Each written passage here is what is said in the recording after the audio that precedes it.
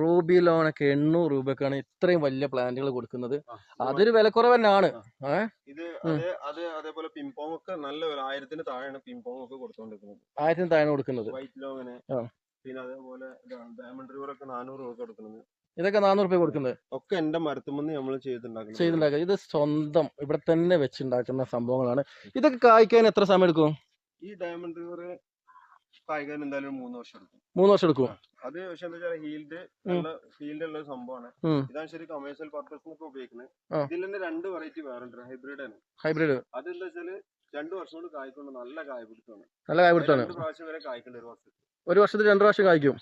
ഇപ്പോ ലോങ്ങിന്റെ വെറൈറ്റി ഏകദേശം ഒരു 20ഓളം വെറൈറ്റി എന്തായാലും എന്റെ കയ്യിലുണ്ട്. അതും പിന്നെ 28 വെറൈറ്റിയോളം എന്റെ കയ്യിലുണ്ട് സ്റ്റോക്ക്. ഒരു 15ഓളം വെറൈറ്റിയാണ് നമുക്ക് ഒരു വെറൈറ്റി എന്ന് പറഞ്ഞ് കൊടുക്കാൻ പറ്റുന്നത്. ഒന്നുകൊണ്ട് ചെറിയ ചെറിയ മാറ്റങ്ങളേ ഉണ്ടാവുള്ളൂ. അപ്പൊ ലോങ്ങിനൊന്നും